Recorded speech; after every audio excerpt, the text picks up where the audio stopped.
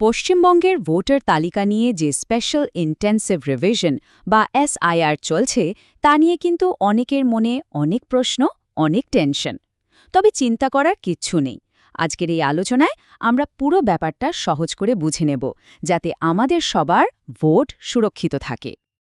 আচ্ছা, চলুন তাহলে একদম সেই প্রশ্নটা দিয়ে শুরু করা যাক, যেটা সম্ভবত আমাদের সবার মনের মধ্যে ঘুরপাক খাচ্ছে। ফর্ম তো বিএলওর কাছে জমা দিয়ে এলাম, কিন্তু তারপর উনি কি সত্যি সত্যি ফর্মটা সিস্টেমে তুলেছেন, নাকি আমার আবেদনটা কোথাও হারিয়ে গেল? বিশেষ করে যারা অফলাইনে মানে হাতে হাতে ফর্মটা জমা দিয়েছেন, তাদের জন্য এই চিন্তাটা কিন্তু সবচেয়ে বড়। তো যারা বুথ লেভেল অফিসার বা বিএলওর কাছে গিয়ে ফর্ম জমা দিয়েছেন, তাদের মনে একটা টেনশন হওয়াটা খুব স্বাভাবিক। আর সত্যি বলতে কি, এই উদ্বেগের একটা যথেষ্ট কারণও আছে। আসল কথাটা কি জানেন? আসল কথাটা হলো, ওই যে কাগজের ফর্মটা জমা দেওয়া হলো, সেটা যতক্ষণ না ঠিকঠাকভাবে স্ক্যান হয়ে নির্বাচন কমিশনের ডিজিটাল সিস্টেমে ঢুকছে, ততক্ষণ কিন্তু ওটার কোনো দামই নেই। এই যে কাগজ থেকে ডিজিটালে যাওয়ার রাস্তাটা, এটাই হচ্ছে সবচেয়ে অনিশ্চিত। আর ঠিক এই কারণেই ফর্ম জমা দিয়ে একদম নিশ্চিন্ত হয়ে গেলে কিন্তু চলবে না। এই অনিশ্চয়তার ব্যাপারটা আরও পরিষ্কার করে বুঝতে হলে চলুন একবার অনলাইন আর অফলাইন এই দুটো পদ্ধতির মধ্যে তফাৎটা দেখে নিই। বিষয়টা অনেকটা এই রকম। অনলাইনে আবেদন করাটা হলো, ধরুন, একটা রেজিস্টার্ড পার্সেল পাঠানোর মতো, যার একটা ট্র্যাকিং নম্বর থাকে। আপনি যখন খুশি চেক করে নিতে পারেন আপনার আবেদনটা কোথায় আছে, কি অবস্থায় আছে। আর অফলাইনে জমা দেওয়া, ওটা হলো সাধারণ ডাকে চিঠি ফেলার মতো। ভরসা রাখতে হয় যে চিঠিটা ঠিকঠাক জায়গায় পৌঁছাবে, কিন্তু মনে মনে একটা কি জানি কি হলো, এই চিন্তা কিন্তু থেকেই যায়। ভাবছেন এটা শুধু আপনার একা টেনশন? একদমই না। একটা সংখ্যা আছে যা শুনলে চমকে যেতে হয়। আর এই সংখ্যাটাই বলে দেবে যে সমস্যাটা ঠিক কতটা বড় আর কেন আমাদের সবার এতটা সতর্ক থাকা দরকার। হ্যাঁ, ঠিকই দেখছেন, ৬৮%। নির্বাচন কমিশনের নিজের তথ্যই বলছে যে পশ্চিমবঙ্গের প্রায় ৫,২০,০০,০০০-এরও বেশি ভোটারের তথ্য নাকি ২০০২ সালের ভোটার তালিকার সঙ্গে সরাসরি মেলানো যায়নি। এখন এই অমিল বা আনম্যাচড ভোটারদের একটা অতিরিক্ত ভেরিফিকেশন প্রসেসের মধ্যে দিয়ে যেতে হবে। তবে ভয় পাওয়ার কিছু নেই, এটা কিন্তু কোনো ভুল নয়। আসলে এই ২৩ বছরে অনেকের ঠিকানা বদলেছে, নতুন প্রজন্মের ভোটার এসেছেন, এইসব কারণে এটা একটা স্বাভাবিক ব্যাপার। তার মানে আপনি যদি এই ৬৮% মধ্যে পড়েন, তাহলে ঘাবড়ানোর কিছু নেই। শুধু আপনার তথ্যগুলো যাচাই করার জন্য একটা বাড়তি ধাপ পেরোতে হবে, এই আর কি। দেখুন, এর থেকে পরিষ্কার করে আর কিছু বলা যায় না। যদি কোনো কারণে আপনার ফর্মটা হারিয়ে যায় বা সিস্টেমে এন্ট্রি না হয়, তাহলে একদম প্রথম ধাপেই মানে খসড়া ভোটার তালিকাতেই আপনার নামটা আসবে না। তাই ফর্মটা যে ঠিকঠাক জমা পড়েছে, এটা কনফার্ম করাটা ভীষণ জরুরি।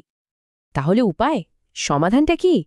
ভাগ্য ভালো যে এর একটা খুবই সহজ কিন্তু ভীষণ জরুরি সমাধান আছে।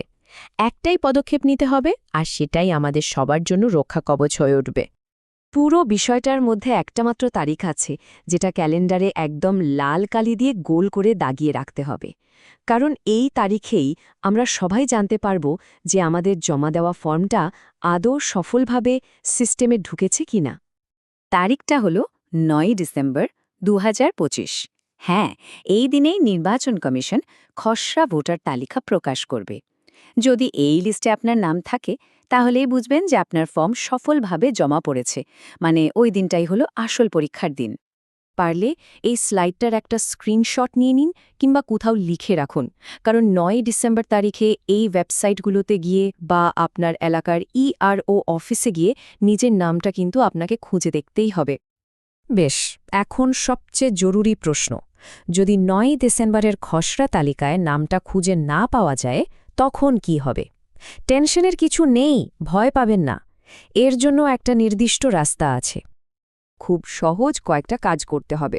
প্রথমে তো ভালো করে তালিকাটা দেখতে হবে। যদি নাম না থাকে, তাহলে নাম তোলার জন্য একটা দাবি বা ক্লেম ফাইল করতে হবে। আর এর জন্য সাধারণ যে ফর্ম ৬ সেটাই ফিল আপ করে জমা দিতে হবে। এই টেবিলটা দেখুন, একদম পরিষ্কার বলা আছে, নাম তোলার জন্য দাবি করতে হলে ফর্ম ৬, আর যদি অন্য কারোর নাম নিয়ে কোনো আপত্তি থাকে, তাহলে ফর্ম ৭। আর দুটো ক্ষেত্রেই শেষ তারিখ হল ৮ই জানুয়ারি ২০২৬। এই তারিখটা কিন্তু ফাইনাল, এরপরে আর সুযোগ পাওয়া যাবে না। চলুন তাহলে পুরো ব্যাপারটা শেষবার একবার গুছিয়ে নেওয়া যাক। নিজের ভোটটা সুরক্ষিত রাখতে আমাদের ঠিক কি করতে হবে।